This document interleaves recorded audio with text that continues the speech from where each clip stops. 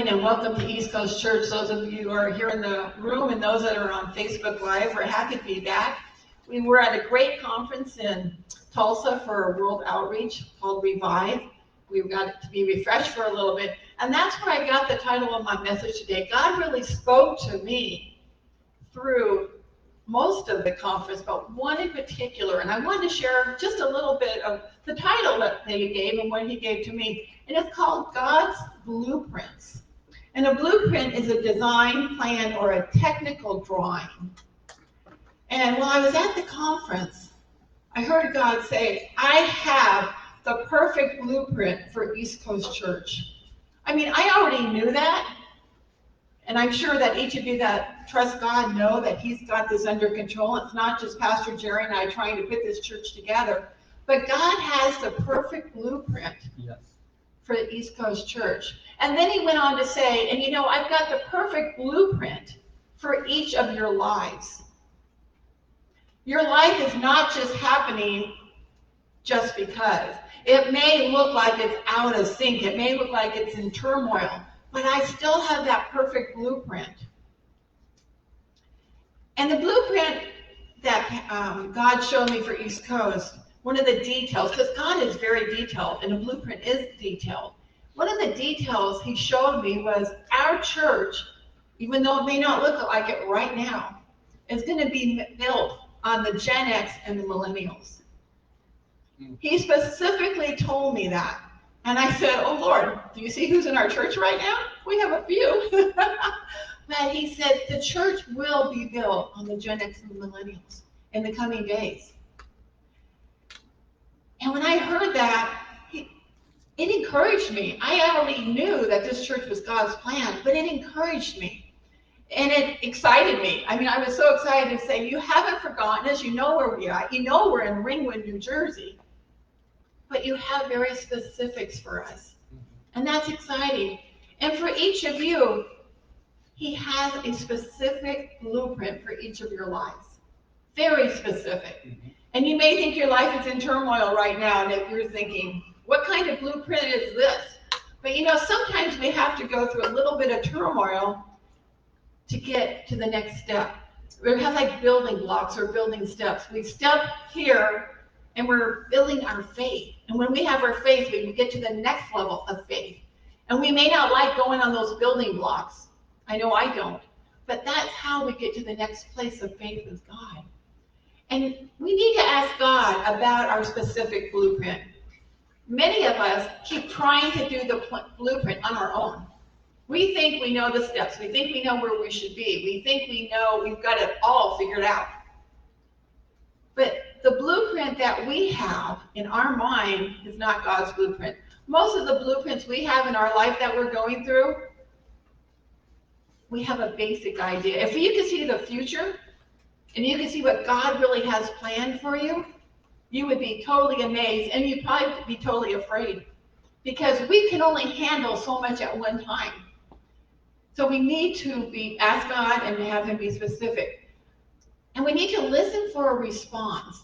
Sometimes we ask God to help us, and we want to hear the answer, but we don't sit down long enough to hear the response. And then when we hear the response, sometimes we're going, I'm not doing that. That cannot be God. That doesn't make any sense. Why would I do that? But when you hear from God, you need to do it. If we want his results, and I heard this at the conference, if we want his results, we must do it his way. Good. And that just resonated with my spirit. Because so often, I want his results, but do I want to do it his way? Many times, I'm thinking, I really didn't hear you, Lord. That makes no sense to me. But you know, when I go back and I pray and I really hear from God, I'm like, that must be God, because he's telling me in different ways. It's not just one way. He's telling me different ways so I, in this brain, can comprehend what he's really saying.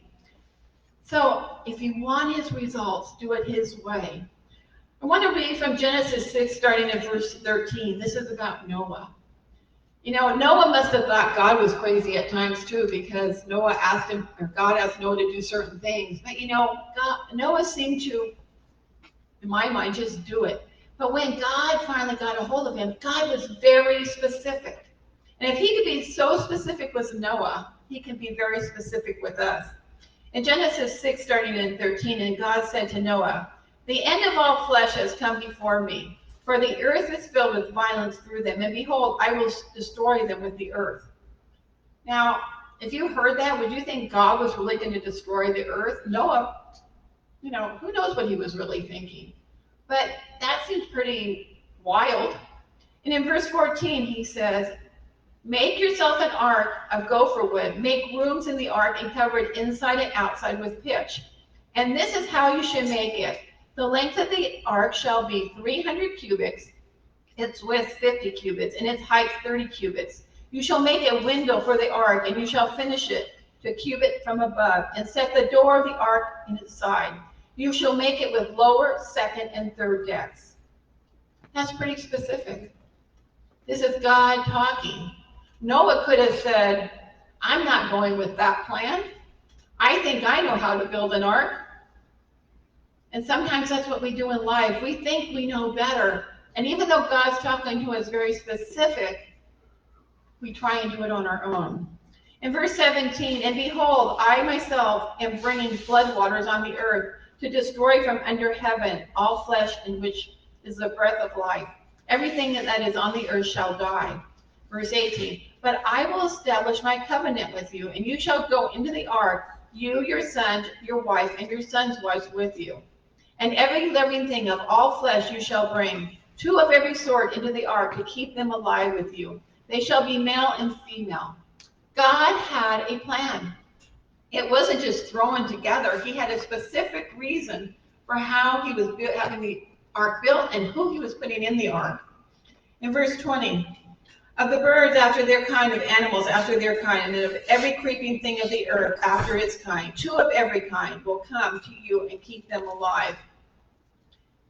And you shall take for yourself of all the food that is eaten, and you shall gather it to yourself, and it shall be food for you and for them." God even had the food planned out for Noah and his family. In verse 22, "Thus Noah did according to all that God commanded him," so he did it.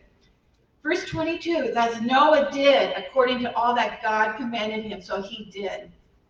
When God commands you, are you doing it? Or are you just sitting on the side and thinking you have a better plan? Just remember, God's got the blueprints. And it doesn't just happen. You have to be obedient. We need to also pray and persevere. The word persevere means to continue in a course of action, even in the face of difficulty or with little or no proof of success. It's hard sometimes to keep going forward when it looks like life isn't going the way we want it or our dreams are falling apart. But we have to pray and persevere. That's what God says. We need to actively wait and persevere. He doesn't want us just sitting on the side and saying, "Okay, Lord, you told me this is going to happen." He expects us to do our part. So whatever God has told you to do, you need to do it, because that's leading to the next step. So you might be waiting, but while you're waiting, do what God has asked you to do. And you need to pray more. Don't just say, "Okay, I heard from you today. Now I'll sit and wait." We need to pray on what we heard. When you pray on what God has told you to do, He's going to give you more details. And sometimes you don't want to just pray by yourself. God wants you to pray corporately or get a prayer partner, someone that can also hear and confirm what maybe God is telling you. So don't just sit around and wait for God. In Luke 11:9, it says, "So I say to you, ask and it will be given to you, seek and you will find, knock and the door will be open to you. For everyone who asks receives, the one who seeks finds, and to the one who knocks the door will be open." So what is it you're waiting for today? What blueprint are you wanting to have God download to you? God has it. Just ask Him. And continue to ask him, continue to pray, and continue to believe that he is going to give you that specific answer. He spoke to Noah all those years ago. Noah was no more special than you and I. God loved him the same as he loves us. So if he gave Noah very specific instructions, he's going to give those instructions to you also. So ask him today. He's got the answer and he has the blueprint. Have a great day.